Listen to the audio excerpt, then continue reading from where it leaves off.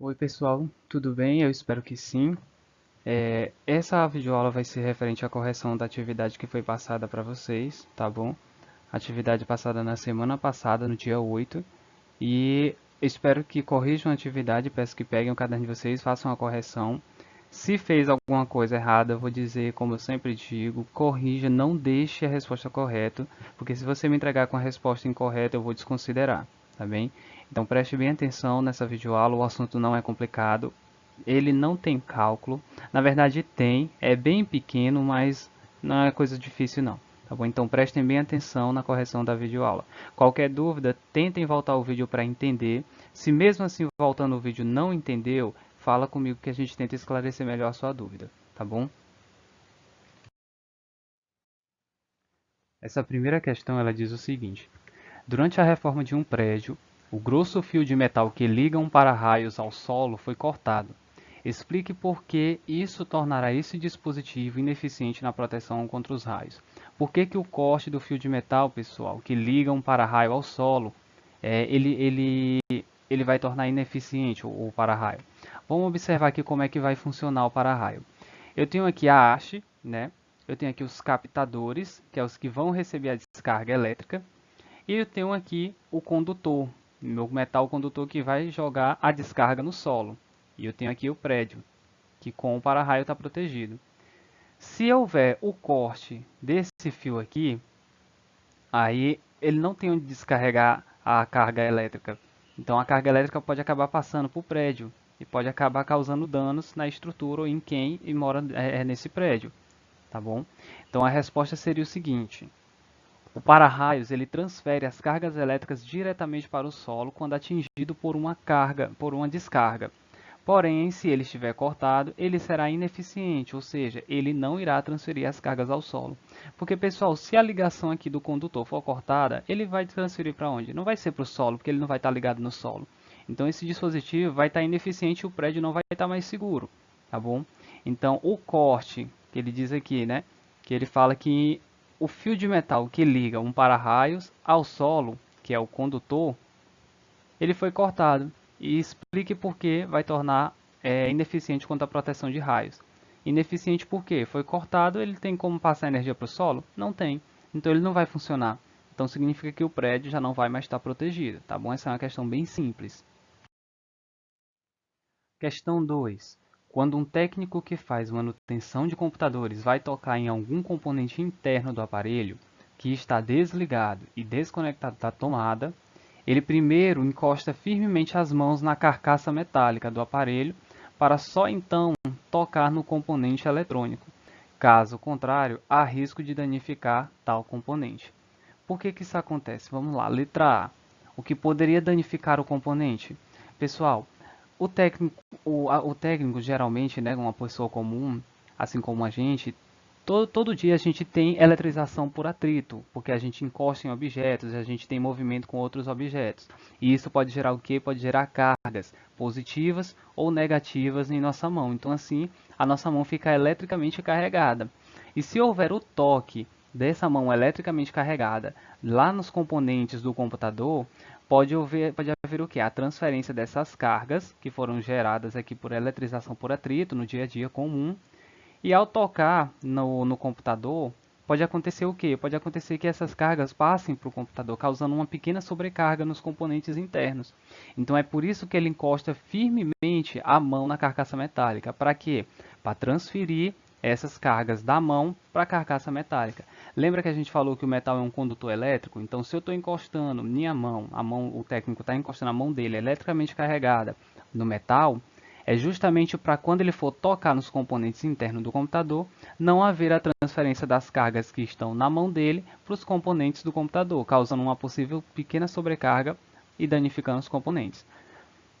Então, como o computador estaria carregado também, ele tocando a mão dele nas peças internas do computador sem antes encostar firmemente a mão na carcaça, como eu já disse, vai causar uma sobrecarga nos componentes do computador e possivelmente pode não funcionar mais, tá bem?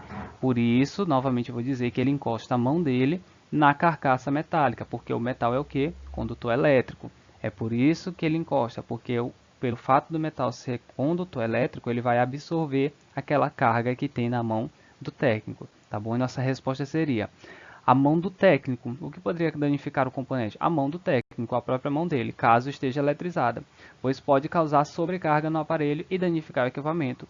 E como que ele evitaria isso? Encostando a mão dele firmemente na carcaça, para a carcaça absorver a carga elétrica, tá bem? E não passar da mão dele para os componentes do computador. A letra B. Por que o procedimento adotado pelo técnico evita dano? Porque, pessoal, ao tocar no metal da carcaça, a carga elétrica presente na mão se transferirá para ele, como a gente já até disse. Então, a gente respondeu a letra B sem saber. Quando ele tocar a mão dele na carcaça, o que vai acontecer? A carga elétrica presente na mão se transferirá para ele. Para quem? Ele, o metal da carcaça metálica, tá bem? Porque como o metal é condutor elétrico, ele vai absorver as cargas elétricas que possui na mão do técnico. Tá bem, pessoal? Vamos para a próxima questão. Questão 3, extraído do vestibular da PUC de São Paulo, Pontifícia Universidade Católica de São Paulo. Tá? Leia com atenção a tira do gato Garfield, mostrada abaixo, e analise as afirmativas que se seguem. O que ele fala aqui? Adoro carpete de lã.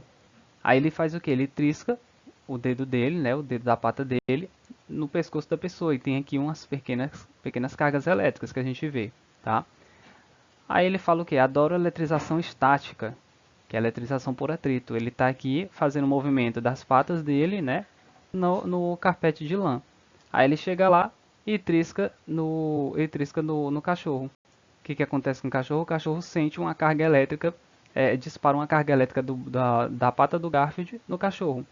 E ele dá esse salto pelo fato do choque. Tá? Então ele me dá essas três afirmativas. Vamos ler as três. Garfield, ao esfregar suas patas no carpete de lã, adquire carga elétrica. Esse processo é conhecido como eletrização por atrito. A segunda, Garfield, ao esfregar suas patas no carpete de lã, adquire carga elétrica. Esse processo é conhecido como eletrização por indução.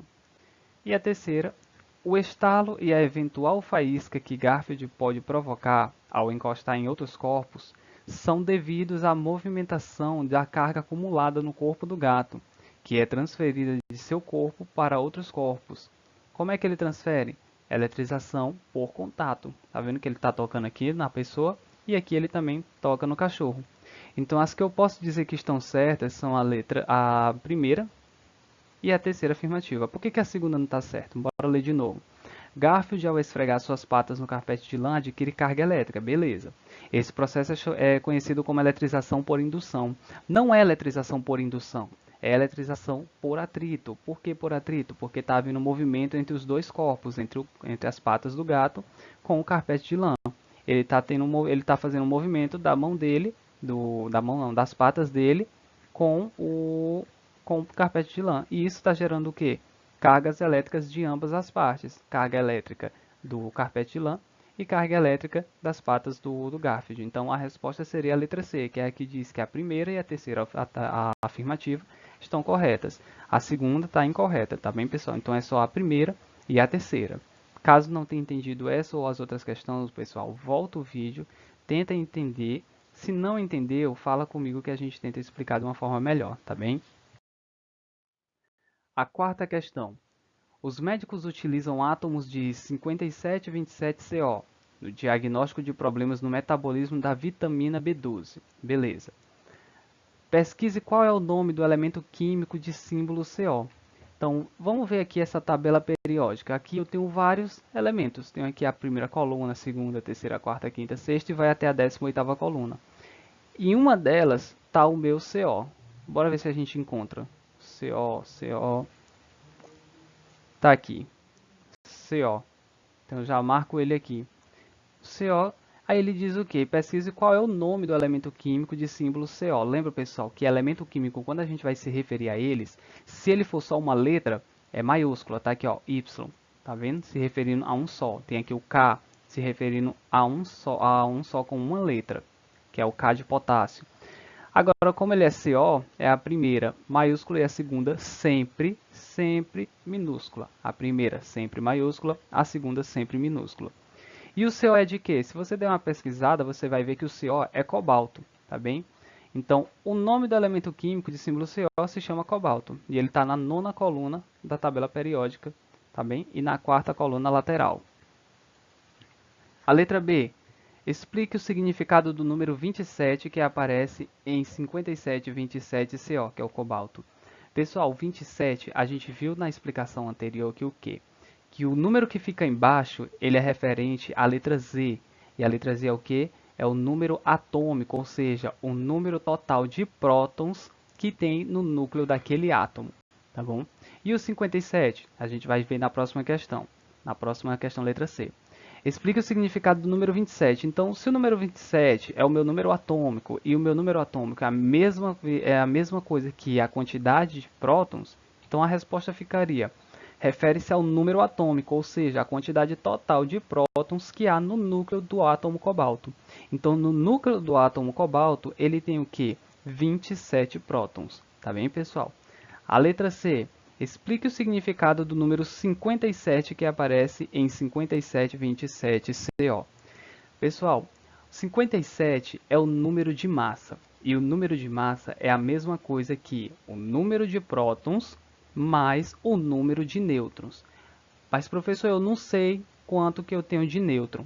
Para você saber, pessoal, quanto de nêutron você tem, você vai fazer o seguinte: 57 menos 27. Daí você vai ver quantos nêutrons você tem. Por que que a soma é essa, professor? Por quê? Por que a subtração é essa? Porque, pessoal, se eu estou dizendo que 57 é o número de prótons mais o número de nêutrons e eu só tenho um número de prótons, a diferença entre um e outro é o número de nêutrons. É só subtrair. Então a resposta seria: o número 57 é o número de massa do átomo cobalto, ou seja, o número de massa é a soma do número de prótons, que é 27 aqui embaixo, com o número de nêutrons, que é 30. Então, 27 com 30 dá 57. Então, meu número de massa é 57, meu número de prótons é 27 e meu número de nêutrons é 30. Tá bem? Vamos para a quinta questão. Quinta questão diz o seguinte: um átomo muito importante para a saúde humana apresenta núcleo com 11 prótons e 12 nêutrons. Beleza. Letra A. Qual é seu número atômico? Letra B. Qual é seu número de massa? E letra C. Após consultar a tabela periódica, represente o átomo em questão, escrevendo seu símbolo acompanhado do número atômico e do número de massa. Então ele diz o seguinte: qual é o seu número atômico? Pessoal, se eu tenho 11 prótons e 12 nêutrons, eu já sei que número atômico é a mesma coisa que prótons. Então, eu tenho qual o número atômico? É 11. Porque, pessoal, o número atômico ele é igual ao número de prótons. Sendo assim, seu número atômico é 11. Tá, aqui ele me diz que eu tenho 11 prótons no núcleo desse átomo. Então, se o número atômico é a mesma coisa que o número de prótons, então o número atômico é 11, tá bem? Letra B. Qual é o seu número de massa? Pessoal, o número de massa eu falei na questão anterior que é o quê? Que é o número de prótons somado ao número de nêutrons. 11 mais 12 dá quanto? Dá 23. Então, o número de massa é igual ao número de prótons somado ao número de nêutrons. Dessa forma, seu número de massa é igual a 11 mais 12, ou seja, 23. Tá bem? Número de massa é igual a número de prótons mais número de nêutrons, ou seja, 11 mais 12, que dá 23. E a letra C, após consultar a tabela periódica, represente o átomo em questão, escrevendo seu símbolo acompanhado do número atômico e do número de massa. Pessoal, qual seria o símbolo que representa esse átomo aí? Seria o sódio, com o número de massa 23 em cima e o número atômico embaixo, 11. Então, para a gente entender por que é 23 em cima e 11 embaixo, vamos ver aqui esse esquema. Pessoal, no livro de vocês tem dizendo que o número de massa é referente à letra A. O A se refere a número de massa. E o que é o número de massa, professor? É a mesma coisa que prótons mais nêutrons. Então, o número de massa é a quantidade de prótons somado à quantidade de nêutrons, tá bom? E o número atômico, essa setinha, pessoal, significa que ele fica em cima, tá bem? Do lado esquerdo, em cima.